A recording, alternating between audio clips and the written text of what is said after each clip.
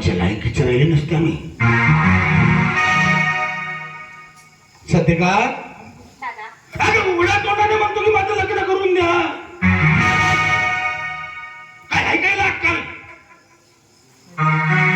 दादा तो फक्त एवढंच बोलला ना की माझं लग्न करून द्या. दादा तुला काय चुकीचं बोलला?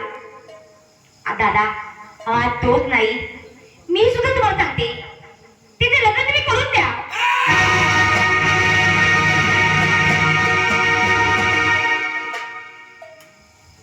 बहीण आहे तो आमची. आजपर्यंत आम्ही तुम्हाला बरोबर शब्द बोललो नाही आणि याच्या पुढं आम्ही बोलणार नाही याची दक्षता तुम्ही घ्या.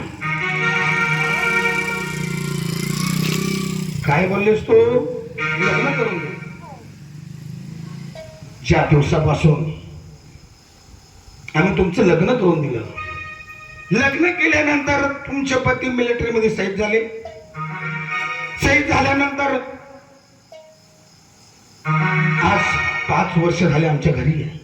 एखादे बरं वाईट शब्द आम्ही तुम्हाला बोललो नाही ना? मग आमच्या भावात काय चाललंय त्या तुम्ही बोलू नका. त्याचं लग्न करायचं की नाही करायचं ते आमच्या मनावर आहे. मी त्याचं लग्न करणार नाही.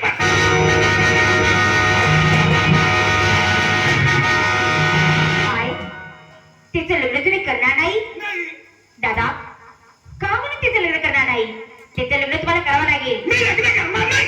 ठीक आहे, तुम्हाला त्याचं लग्न करायचं नाही ना? तर नका करू त्याचं लग्न. परंतु दादा आता त्याचा बापाचा बाप हिस्सा त्याला देऊ नका.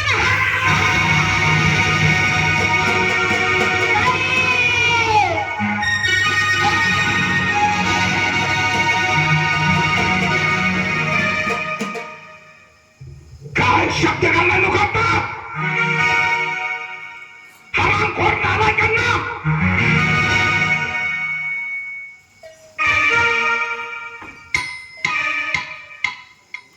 इकडे 3.5 एकर जमीन बँकेतला पैसा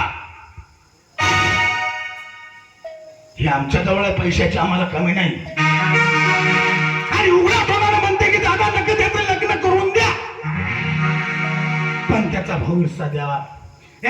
सारणी जारणी पांढरी पाल नवऱ्याला जुळून बसली. आता आम्हाला गेला नाही का तू? या भावामध्ये भात फोडायला आली तू. मी त्याचं लग्न करू शकत नाही आणि हा शब्द काढलाच कसा तो काय?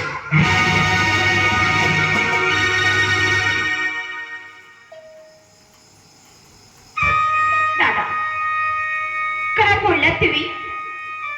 काय तुमच्या मुखात ते शब्द निघाले हो? पांढरी पाल, सपाट पावली, नवऱ्याला गिळून बसली. अयो दादा मी माझ्या नवऱ्याला गिळलं नाही हो. मी पांढरी पाल नाही हो दादा. मी सपाट पावली नाही हो दादा.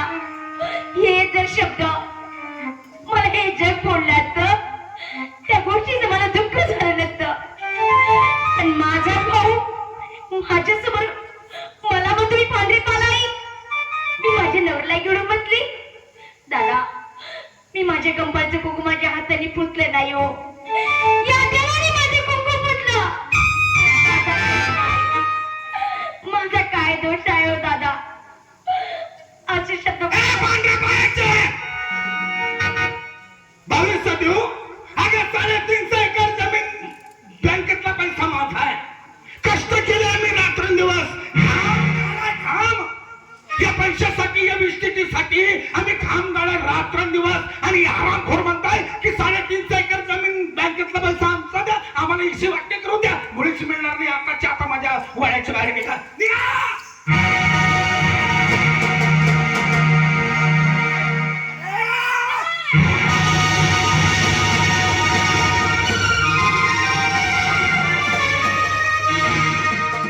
काय ना तुझ्या तुम्हाला आरामखोरांना.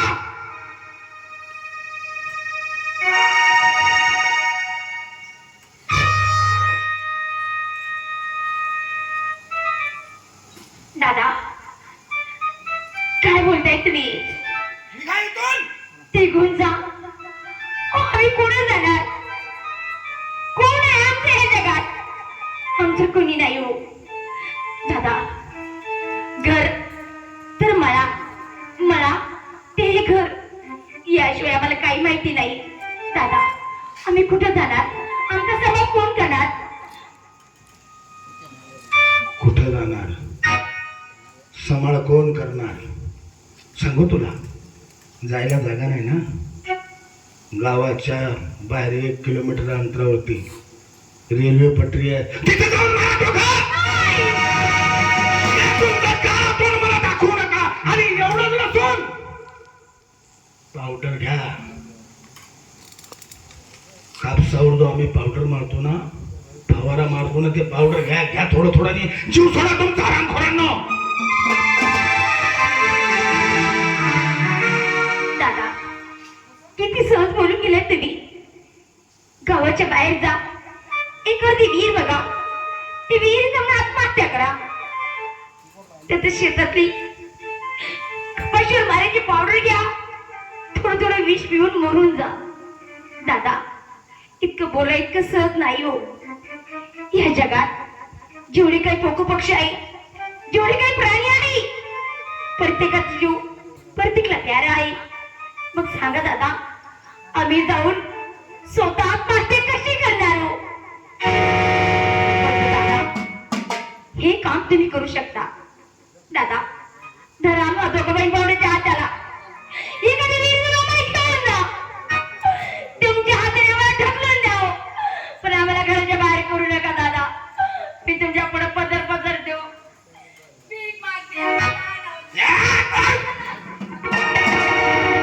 नाही दादा, मारू नका आम्हाला. मारू नका तुला. मी स्वतः तुम्हाला मारू, या पाप्यांना मारून मी पुण्यवान माणूस. मी पापात पडू का? माझ्यासारखा पुण्यवान माणूस नाही. हे आरामखोर दोघं पापी, यांना मी स्वतःहून मारणार आहे का? निघा माझ्या वाड्याच्या बाहेर, पाय ठेवू नका. निघा. 1 मिनिट देखील थांबू नका. हा तुझ्या पाय पडते. म्हणतात ना, लहान जर चुकली तर मोठ्यांनी माफ करीत असतं. आमची चूक आमच्या पदरात टाका.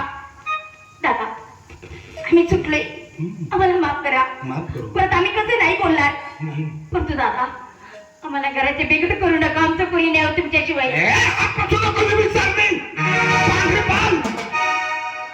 तुला एकटा बोललेलं कळत नाही का?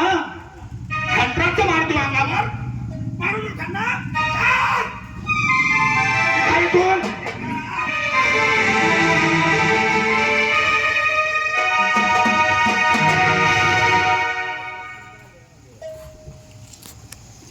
याला म्हणतात डोकं.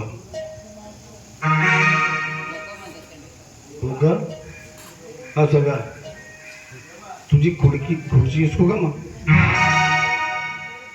डोक्यानं काम करावं लागतं. 350 एकर जमीन, बँकेतला पैसा आमचा राहिला पाहिजे, ते करताना आम्ही हे केलं. सतिका गेली, शिरप्या गेला, श्याम्या गेला, भीम्या गेला. आता 350 एकर जमिनीचा मालक कोण?